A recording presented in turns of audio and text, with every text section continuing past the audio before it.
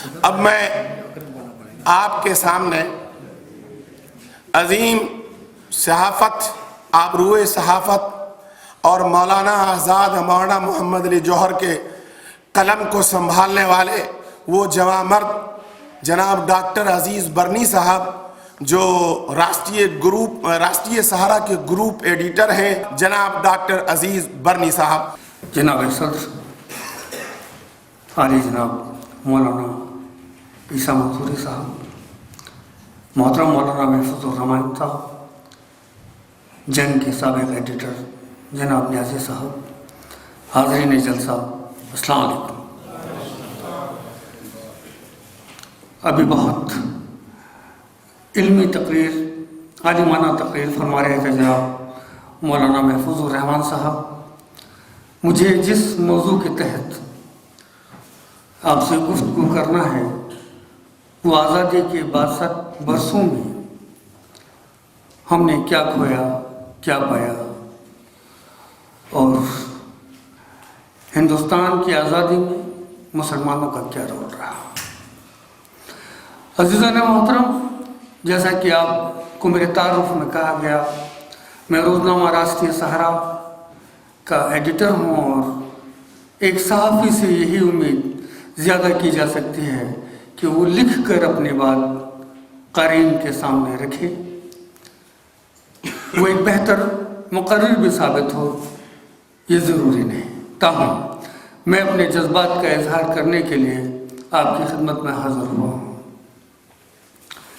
تقسیم وطن کے تعلق سے اگر 1857 سے 1947 تک کی آزادی کے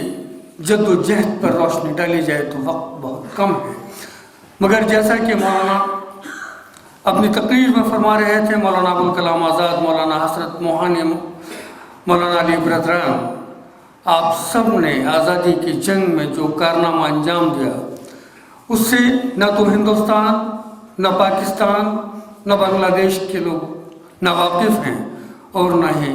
انگلستان کے۔ مگر میں تقسیم وطن کے حالات پر چند جملوں میں بات کرنا چاہوں گا، چونکہ ہم ہندوستانی مسلمان بہت لمبے عرصے تک، تقریباً 62 برسوں تک اس الزام کے ساتھ ایک شرمندگی بھری زندگی جیتے رہے ہیں کہ ہم تقسیم وطن کے ذمہ دار ہیں، جبکہ حقیقت یہ نہیں ہے۔ ہندوستان کی آزادی کی جنگ میں ہندو اور مسلمان سب شانہ بشانہ ساتھ تھے۔ آزادی کے بعد بھی ہندوستان کا مسلمان ایک الگ وطن نہیں چاہتا تھا۔ محمد علی جناح ہندوستان پر حکومت کرنا چاہتے تھے، پاکستان کا قیام ایک مجبوری تھی۔ یہ بات اس لیے نہیں کہ میں انگلینڈ میں بول رہا ہوں، بارہا میں اپنے مضامین میں، اپنی تقاریر میں ہندوستان میں یہ بات کہتا رہا ہوں۔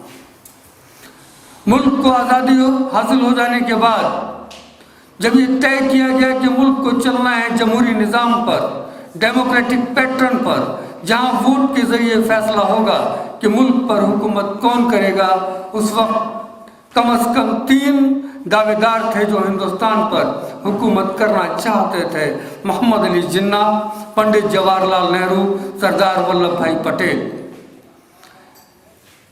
جب یہ بات مہاتما گاندھی تک پہنچائی گئی کہ ایک ساتھ تینوں لوگ وزارت عظمی کے دعوے دار ہیں، تینوں ہندوستان پر حکومت کرنا چاہتے ہیں، انہوں نے سردار ولبھ بھائی پٹیل کے نام کو نظر انداز کرتے ہوئے باقی دونوں کے سامنے یہ تجویز رکھی کہ باری باری سے آپ دونوں حکومت کر لیں، یعنی پنڈت جواہر لال نہرو اور محمد علی جناح ملک پر باری باری سے حکومت کر لیں۔ اگر یہ تجویز منظور کر لی جاتی، ملک تقسیم نہیں ہوتا، لیکن اس وقت کی فرقہ پرست ذہنیتوں کو یہ نامنظور تھا۔ وہ اچھی طرح جانتے تھے کہ اگر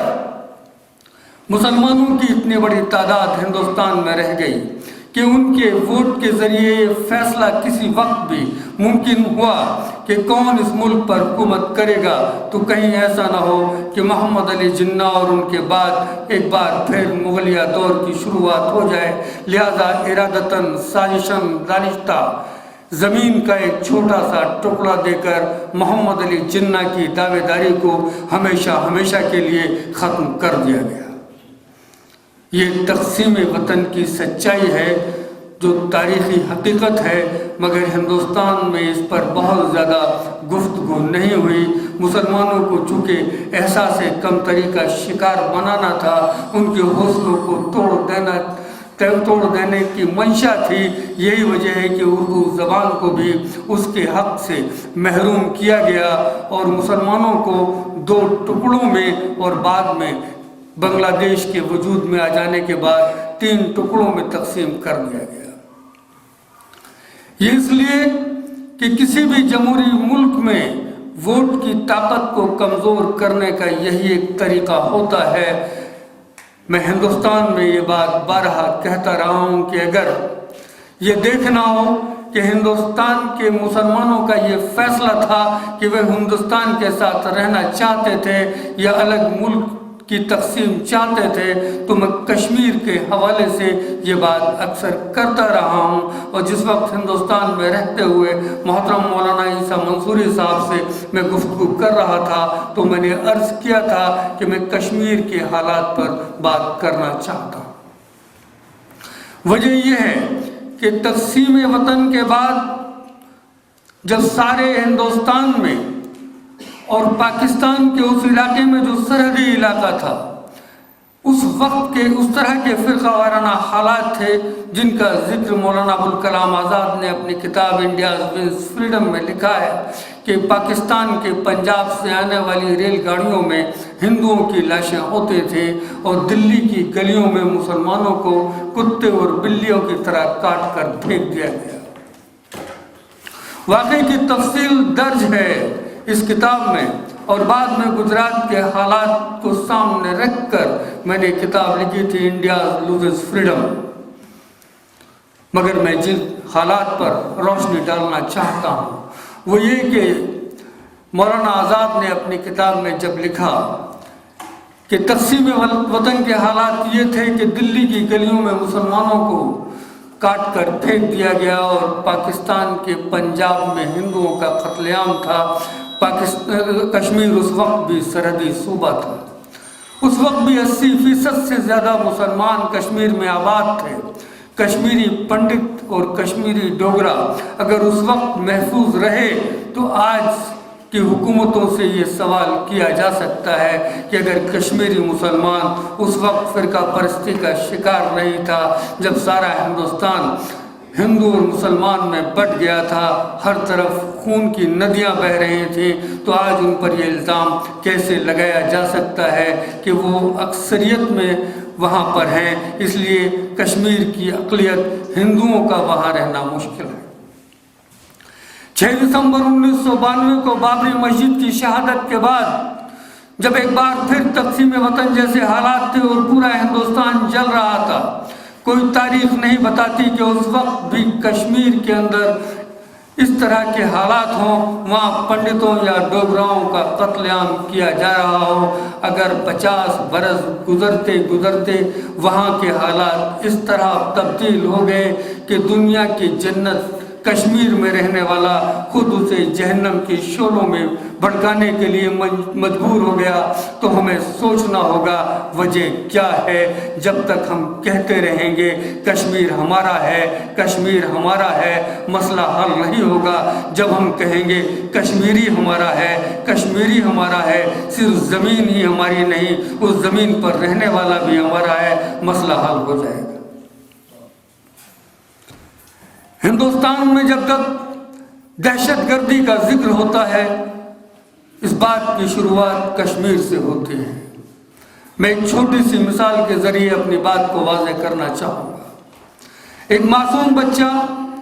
اپنے ماں باپ کے ساتھ بازار جاتا ہے، اپنی پسند کا کھلونا خریدتا ہے اس کے لیے اٹھتے بیٹھتے سوتے جاگتے اس کی کل کائنات وہی کھلونا ہے، وہ دنیا کی ہر شے سے زیادہ عزیز رکھتا ہے اس کھلونے کو۔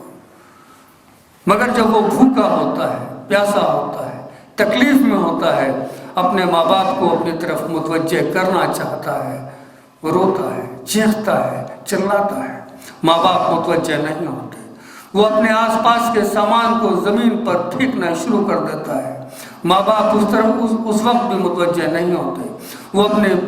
محبوب کھلونے کو زمین پر پٹک کر توڑ دیتا ہے۔ کیا یہ بچہ دہشت گرد ہے؟ کیا یہ بچہ دہشت گردی کے معنی جانتا ہے؟ ہمیں یہ سوچنا ہوگا کہ آج جن کے ہاتھوں میں قلم ہونا چاہیے ان کے ہاتھ میں بندوق کیوں ہے؟ ان کے ہاتھوں میں یہ پتھر کیوں ہے؟ وہ اچھی طرح جانتے ہیں ان کے ہاتھوں کا یہ پتھر